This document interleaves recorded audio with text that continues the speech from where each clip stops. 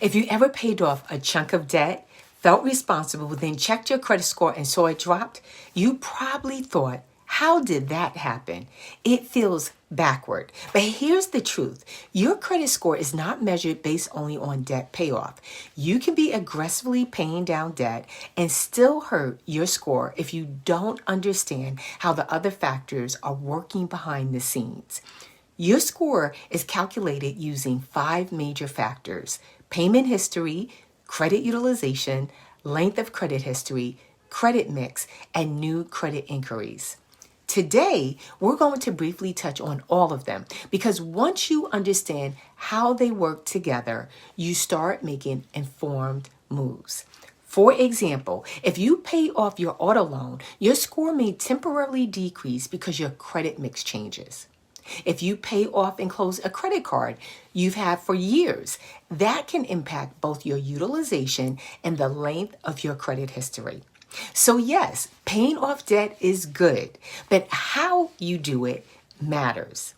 Now let's zoom in on the factor that has one of the biggest impacts while you're actively paying down debt: utilization.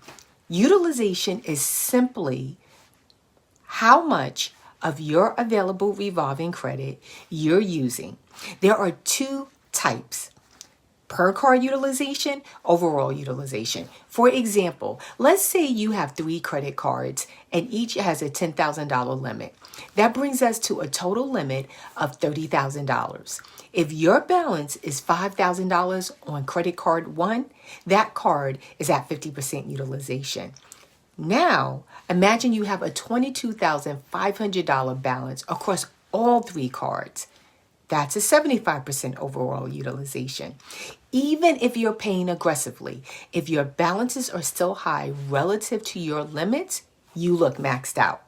And scoring models respond to perceived risk, not effort. Let's compare how different utilization levels look from a credit score perspective. 75% utilization, high risk. 30% utilization, moderate, manageable. Under 10%, very strong. Here's where people get frustrated. If you start at 75% utilization and pay off $3,000, you may still be sitting at 65%.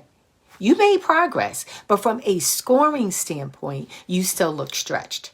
That's why people say, I paid thousands and my score barely moved. Because you haven't yet crossed into a lower utilization range that triggers meaningful improvement. And that brings us to something even more important: context. Let's walk through this clearly. Scenario A, you have a $30,000 debt on a $35,000 limit. That's about 86% utilization. Now imagine you have $15,000 on a $35,000 limit. That's 42% utilization. Same limit, different balances, very different impact. Now, let's say you make a $10,000 lump sum payment. If your balance drops from $30,000 to $20,000, you're at 57%. If your balance drops from $15,000 to $5,000, you're at 14%. Same payment, yet a big difference in scoring movement. This is why understanding utilization changes how you approach payoff. Once you understand this math, the next question becomes, what is the smartest payoff method for your situation? There are 3 common payoff strategies: paying off the highest interest debt first, debt avalanche; paying off the smallest balance first, debt snowball; or paying off the highest utilization.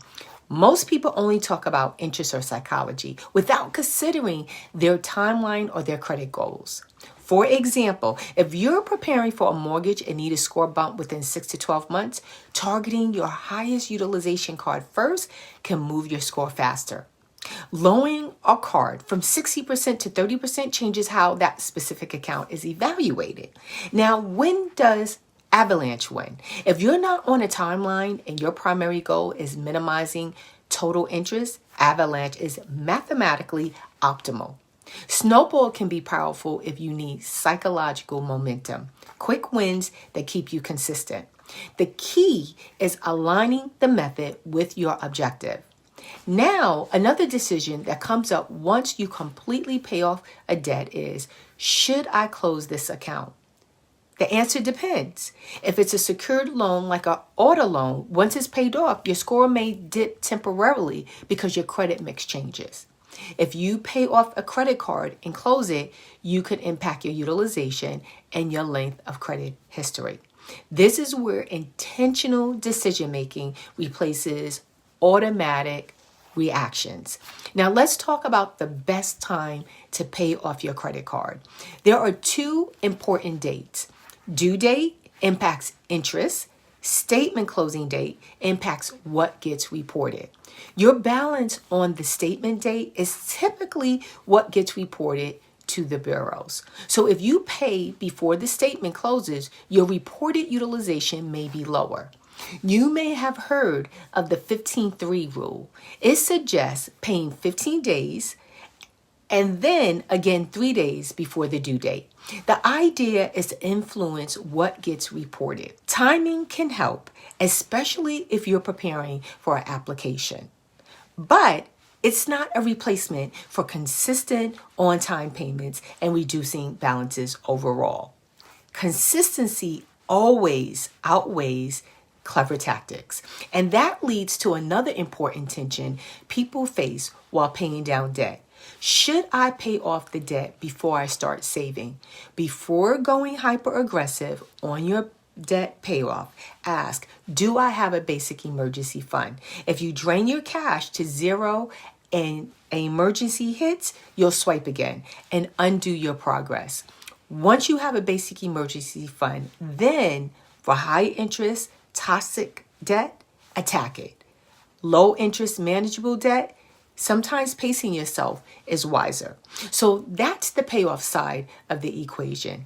Now, let's talk about something people don't realize. You can actively build your credit even while you're still paying down debt. Yes, it's possible. You do not need new debt to build credit. You need on-time payments, healthy utilization, stability. Payment history is non-negotiable. One late payment can outweigh months of careful payoff strategy. Automatic payments aren't optional. They're protection. Now, beyond paying down balances, there's another lever you can pull cautiously. Sometimes the fastest way to lower utilization isn't paying more. It's increasing your limit responsibly. For example, you have a $6,000 balance on a $10,000 limit. Utilization is 60%. If that limit increases to $20,000 and spending does not increase, you're at 30%. That can move a score meaningfully. Decision rule. Ask for an increase only if you have strong payment history. You will not increase spending. You're not about to apply for major credit in case of a hard inquiry. If discipline isn't there, higher limits can backfire. And if a limit increase isn't appropriate, there's another option.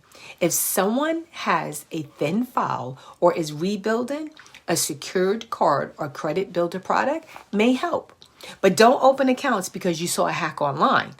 Open something only if it aligns with your broader goal and fills a real gap in your credit profile. Now, before we wrap this up, let's address the common traps that can undo all of this progress. We've touched on this briefly, but let's summarize clearly. Your score may drop because you closed a card and reduced available credit. You lost your oldest account. You paid off an installment loan. Your credit mix changed. Most dips are temporary.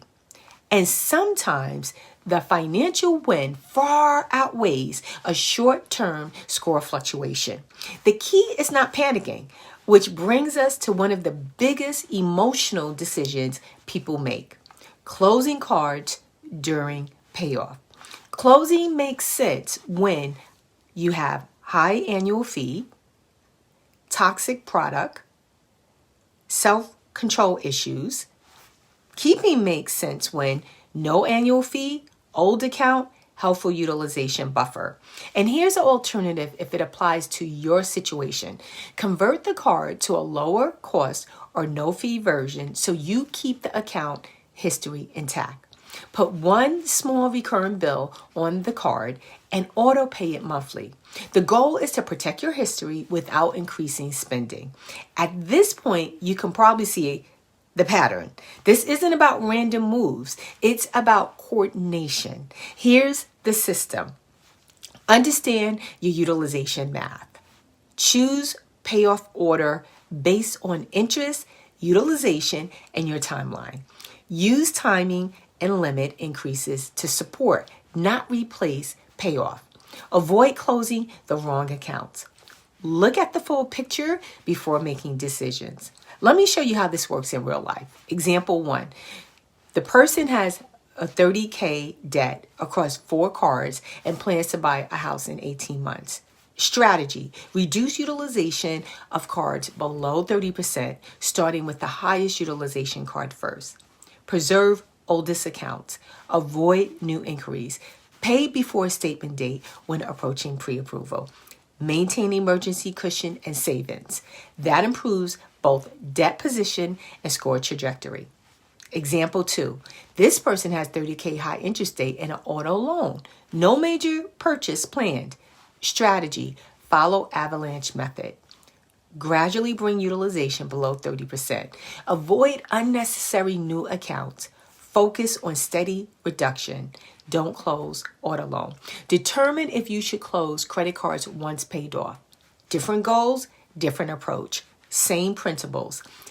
Debt freedom and credit strength are not separate. They work hand in hand. When you understand how the factors that comprise of your credit score all interact, you stop making isolated moves. You start making intentional ones. We're not just paying off debt here.